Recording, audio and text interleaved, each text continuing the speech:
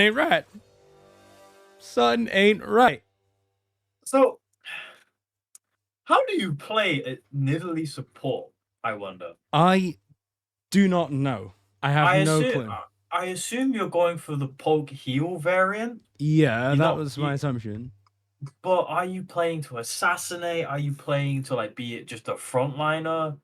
Like Nidalee can be pretty tanky. I'm on a team with the lovely Rack, and he is obviously a big fan of the Nidalee, but in that he kind of goes like this off tank, very much can build sort of like whatever items he's feeling for the game. My guess with the Nidalee is you go for sort of the heals, like maybe you can get a bit of AP and your Qs can still do poke, but you're not too worried about the poke, you're more worried about getting the heals online. Oh yeah, and an instant load in as well. Frame 1, let's get it. I'm not frame 1. You're not frame 1, you're still cooking. It's all right. If need be, I can get the stream up. It's all right. You might want to pull the stream up. That is all right. I'll get that going now. Where's my Discord? Start stream league. You can get 1080-30. Hopefully it doesn't kill my the stream on my end. As the glorious level 1 begins, the glorious level 1. So as I heard a first strike proc. I heard a first strike proc. I don't know who he hit.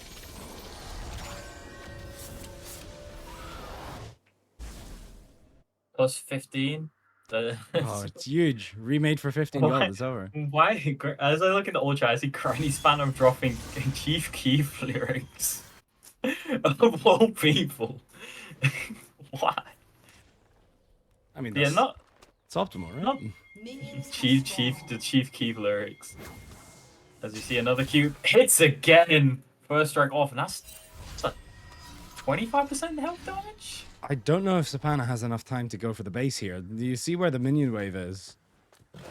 I think he will be late for just a slight second. Yeah. It seems risky, but who knows? Maybe they get back in time. So we see the spicy. We're going to see an opposite side start here. I'd be interested to see Gardevoir's pathing this game, whether he's looking for like some sort of 3 camp into top situation, which I imagine he will be with the Rek'Sai, or if he is just looking for a full clear.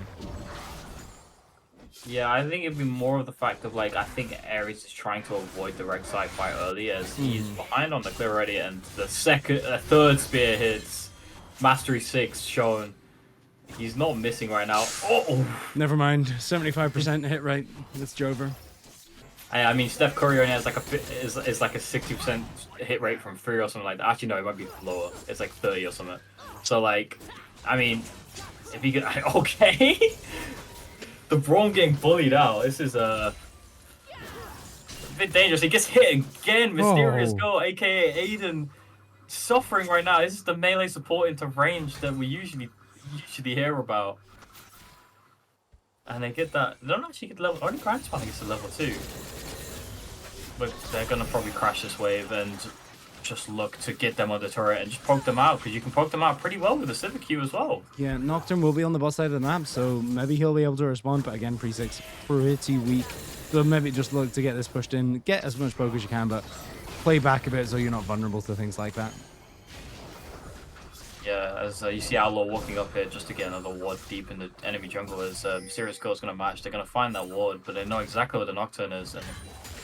And it might be a timing for a gank top here, actually. You see Gardevoir's clearing up. The wave's coming into Enix. Ezzy could be in danger here. He has a ward that he can play off of if he sees Gardevoir, but he will lose a lot, I think.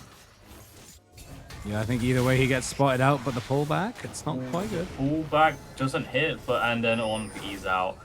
Unfortunate as Harry's getting. This is what I was talking about Outlaw, but he's only level 2. He's gonna get flashed down here by a Nocturne. The flash over from Brawl, and the Q goes wide. It's unfortunate for Mysterious Girl, and now he's gonna take some punishment on the reverse. Yep, it's gonna be flash for flash for flash. Damage going down there. I'm just realizing as well, on top of the first strike for the Nidalee, we also have the damage-based support item, Spell Thief's Edge, which means he's going to be rolling in money relative to the cancels the E, and the on Ezzy just taking it down, getting taken down here. He's just gonna have to flash out that. But that's beautiful from God of War. Just revisit. He's gonna see he's gonna flash knock up. Will he get the kill? I don't think. Does he have the damage here? He's gonna go with the tower. Oh, he's gonna. Oh, he's gonna force him back. I think he's trying to force Ezzy really far back. But is that worth it though? You got the flash, but then you use your own flash to not get the kill. And you're only gonna get that TP as well. Yeah, I mean, fundamentally it's a trade flash for flash, and Rek'Sai does a very easy ways to get on top of people, as we see a gank in the mid lane, but Azir, baby. Casual. Light work, no reaction. Dooku jamming with the Faker skin. Well, it's not even a Faker skin, is it? I'm sure. I can't remember who skins that is. There's too many skins in the game. There's AC Enix taking another heavy trade. This one's talking about Ornn versus Maud. See, Ornn can do damage to Maud, but I think the shield on Maud, if you can stack it up, it will just become the drain tank, and he's just gonna drain away the enemy tank. Yeah, one of the few champions I feel like where if oh my god, the base stop by Moment Devil there, absolutely brilliant. But yeah, no, as he gets more items, he doesn't quite scale as well as Ornn, obviously, and Ornn also scales his whole team along with him. But I think Arlo is behind the enemy. every time I try for saying something, I'm just like, oh, he's hitting another spear. But yeah, I think relative to like the 1v1, I think Mord does scale relatively well, and especially with the max health. Aurelius Soul's gonna show up here. They're actually gonna look to fight this Drake. As God of War's gonna leave, I think Outlaw will probably want to get out here as well. Yeah, they're actually gonna concede the Drake because Granny's mana was on a reset. Granted, Ares wasn't in the area, but the pressure from ASO, full health, lost chapter, doesn't have 6, but just they want to take the fight. Yeah, I suppose they couldn't have really known where Ares was in terms of the reset, and you do not want to be playing with that when he might not have just popped level 5, but he might not have got level 6 yet, but there's always that chance, and you're just going to get converted on. We're seeing the trading on the top side, the big boys just hitting each other heavy.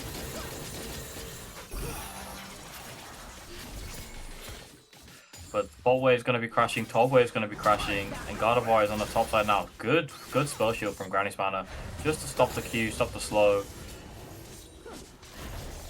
And we're not really seeing many leads across. We're seeing quite a big CS lead in the jungle, but that would be granted as one jungler is just power farming, the other jungler is trying to make some plays.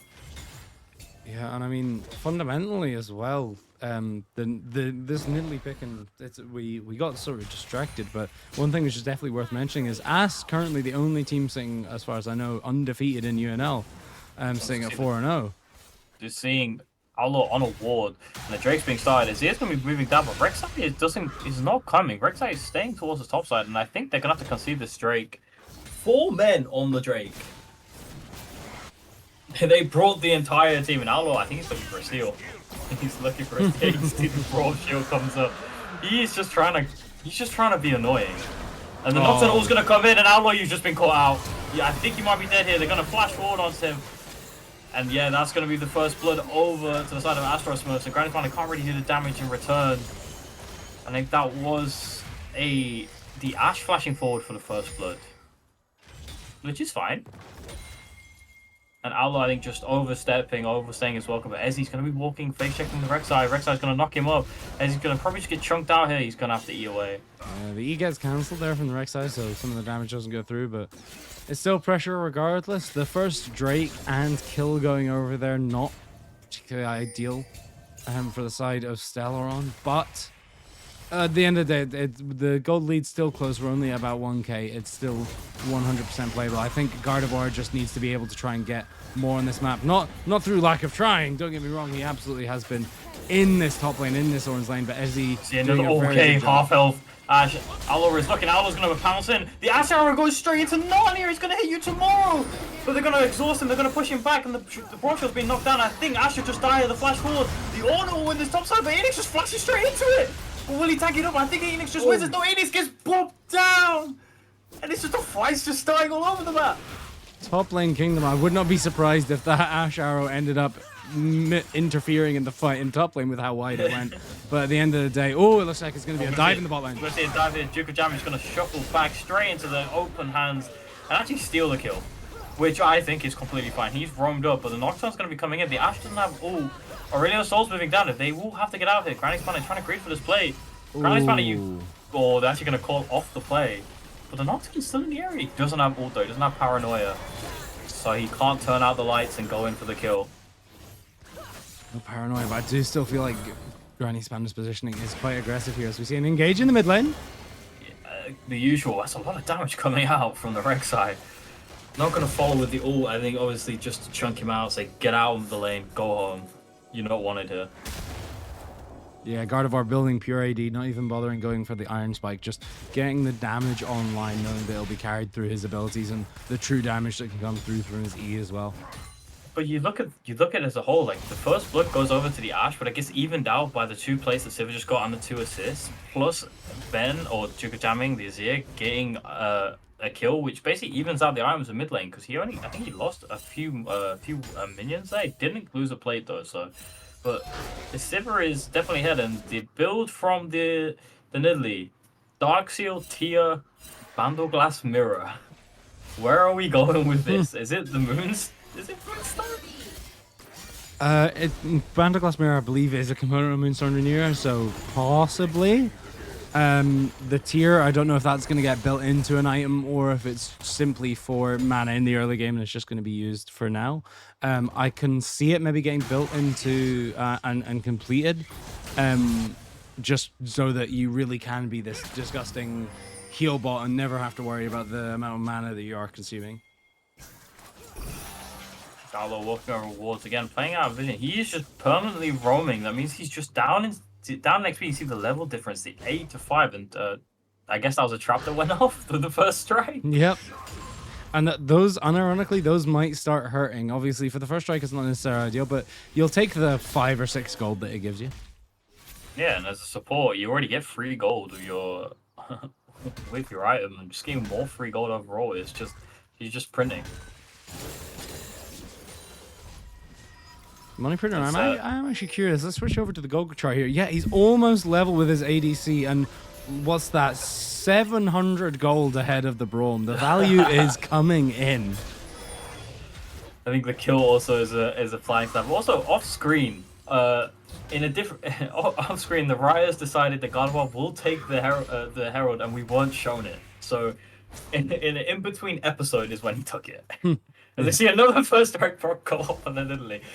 I think the director camera is going to have an issue here because it's going to keep panning to Nidalee when she does damage, but it's not actually going to be when the damage is. I think that this is what all the like Andrew Taters and the finance bros are talking about when they mean passive income. These Nidalee traps are just doing bits across the map.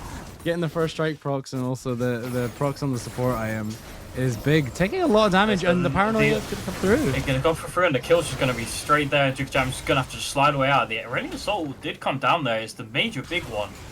The nuclear bomb was launched, and it obviously hit most of the members on the enemy team, but it doesn't really result in anything. But they do get the 1 kill. Outlaw just being a bit too greedy, being overstepping again, being caught out by the Nocturne Paranoia that can come flying in. Gardevoir, he's going to look to smite, he's going to knock up, and they're going to probably get the kill, or they're going to get the flash, and Gardevoir's taking a lot of tower, and he's going to fall! Oh no, this is unfortunate. Duke Jam, he could be in a sticky situation. The Aurelion Soul's going to come through. Does he have his E? The flash is forward. The Braum Q slow into the kill, but actually the enemy ADC is here now. There's just going to be another fist fight. The Braum goes wide, hits a minion, but no, Alwon's going to be the one that gets exhaust comes down. The flash forward from Bishan, where is he flashing? He's trying to get flashed to the slow, but... The amount of resources there extended into not many kills. I think maybe just accepting the fact that you could walk away with the kills that you initially got would have ended up yielding less summoners burnt. But at the end of the day, still a positive play for them. Up about 600 gold. 2 Drakes means the pressure of that Drake point coming up on the next Drake is really there, especially with it being Hex Tech. I can see that being incredible for both of these teams. Yeah. That was just a series of people arriving in mid lane. I feel like we see this a lot. I feel like we see this in UNL. Like a play goes down and someone else arrives, and someone else arrives. As the Aurelion Soul's going to be going after the Nidalee, and she's been half health straight away. And it's looking a bit rough now for the Nidalee. So Aurelion Soul is coming online and does a lot of damage. Yeah, letting this champion through, especially when you're up against Jaina Proudmoore, it's going to hurt. He's very proficient on this pick, and I mean, you're demonstrating that. Yeah, like you say, half healthing the Nidalee. However, maybe when we get some items on board, this Nidalee is going to be able to heal that damage up and make it much less impactful. Oof, good chunk from Duke of jamming there in the mid lane. And we see the lane times, the Civ just staying bot lane, and the Azir staying mid. I guess because Azir can't just clear. As the Paranoia comes in, and it's the same target once again.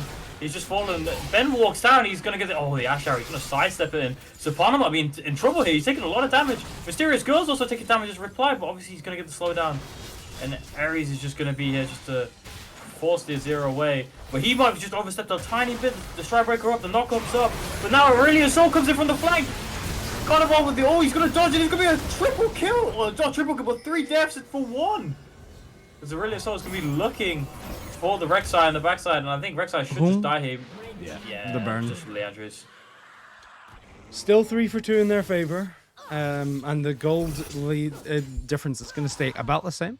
So not too bad in that respect. However, again, more kills onto Jaina Proudmoore. We're getting big bucks into this mid laner, and the damage is really going to start coming through, and they're going to start scaling way ahead of the curve that they should be on.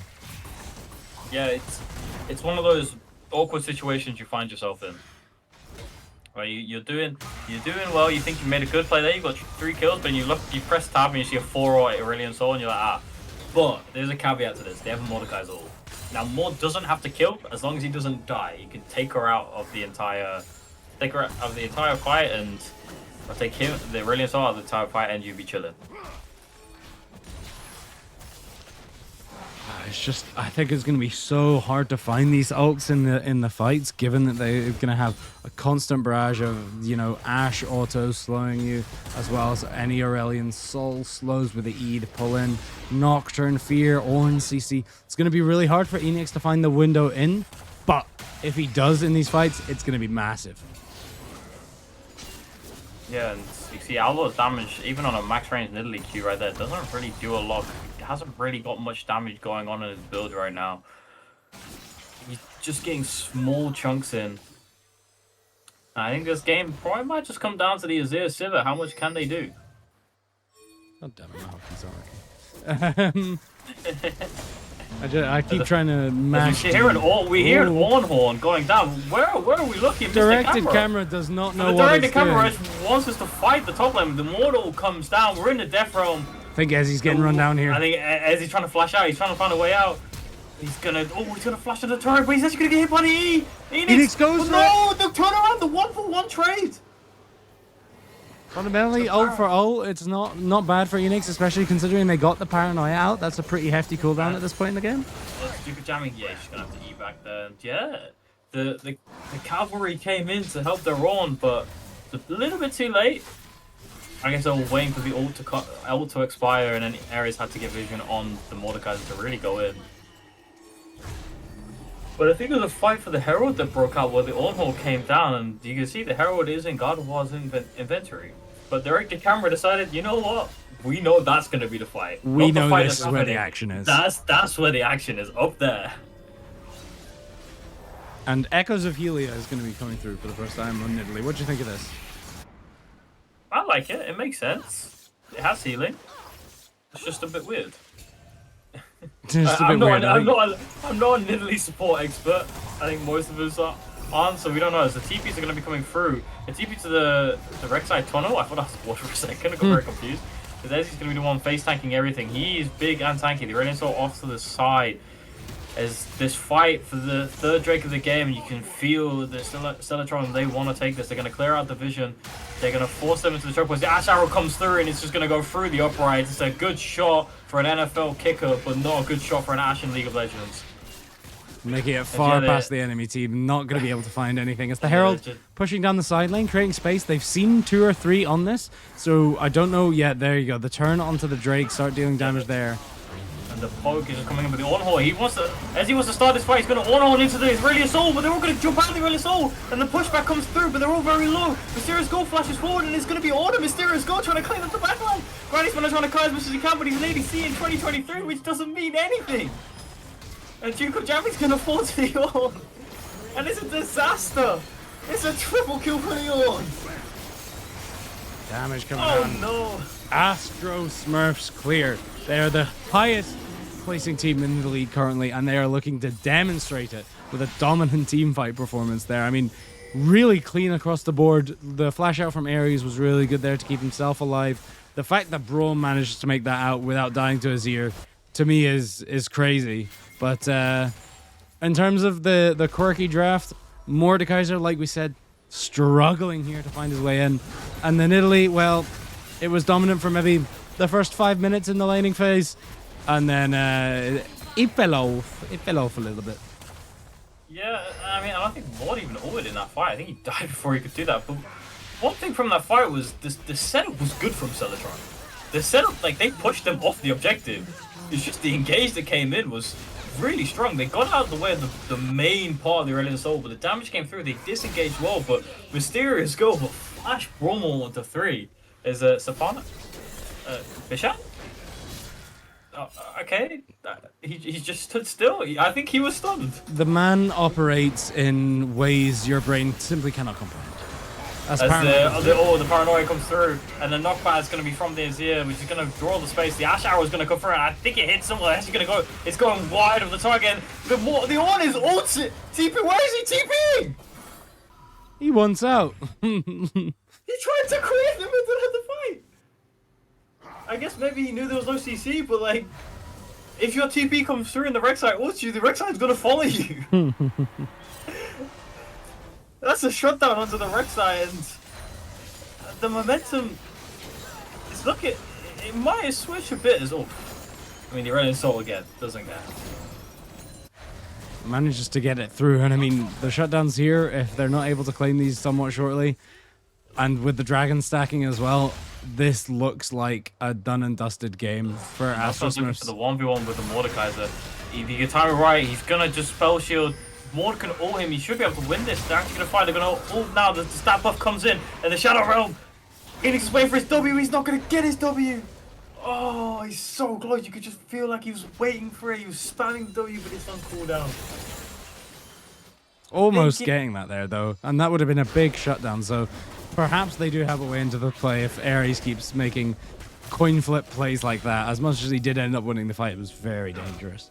I think if Phoenix ults earlier, I think he wins that because he can stat buff earlier. Because you could see the real damage came out afterwards. And, I mean, Enix is behind in items against the Ornn in some sense because the Ornn has his ornament, but it's like 1.5 to 1.75, you would say, almost a full complete item. I'm kind of unsure what is going second here.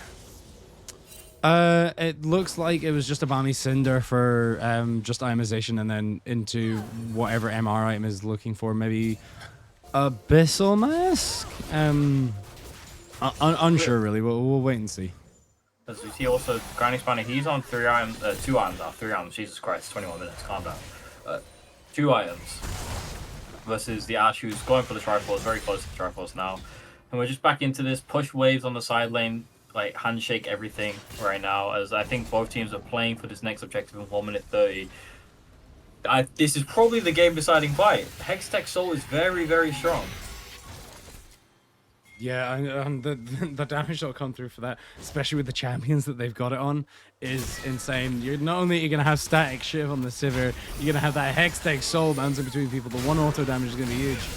Owlo looking for another thing, but he's actually going to be turned on here. The paranoia comes through, and they're just going to jump at the Owlo. The arrow finally hits. Bishan hit 1 arrow, and he's just all-wing free in the backline. Ben dies, but Gardevoir finds one, but he's going to be stunned under tower. He's just going to flash out with a knockup, and Grinding Spanner is just cooking away. Oh, he's killing them both. Oh, he can't find the last one. And the fight's still going on the top lane. The Aurelion Soul's looking through, but they're going to hit. Oh, Grinding Spanner gets the key of the fadeaway with the Q. The Aurelion Soul's trying to hunt him down, but he's not going to find him. And the Drake spawning in 40 seconds. Everyone's going to be up for this, but they've got to have major ults. Paranoia's not going to be up. And Grinding Spanner might have just found some big gold, a big turn. That was big. That's a shutdown onto Ares. That's going to be more gold in their pocket. A 3-for-2 trade. They are going to be back up for Dragon, so not ideal on the timings, but you will take that every day of the week, a Stellaron here.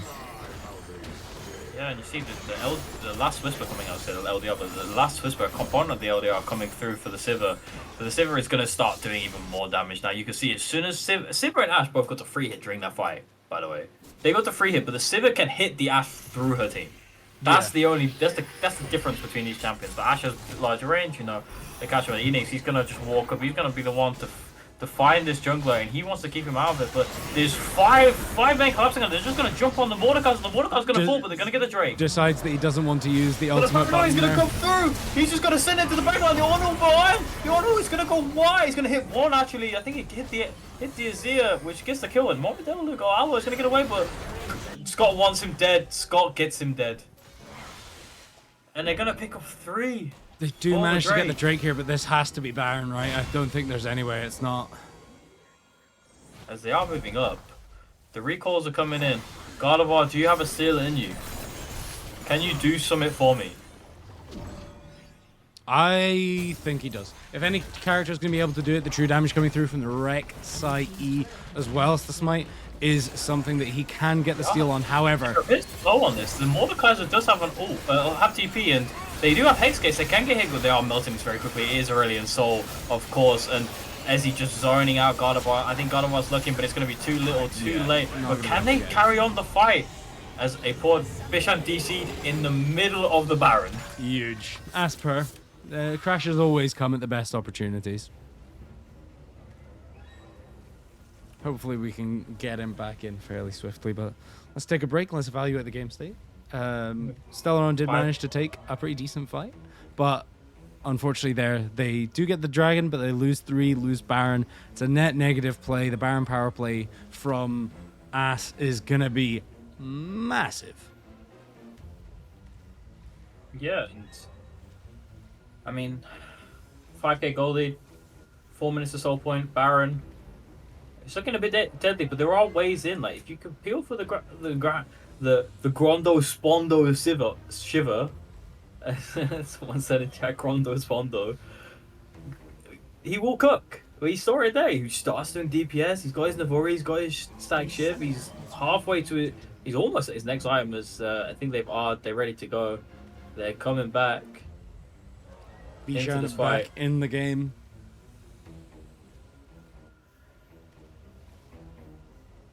So we're waiting. We're waiting to see it, and we will have to wait for the second pause, which is usually the game just freezing for a second to catch up with the current game. Because the League of Legends Spectator client is a work of art.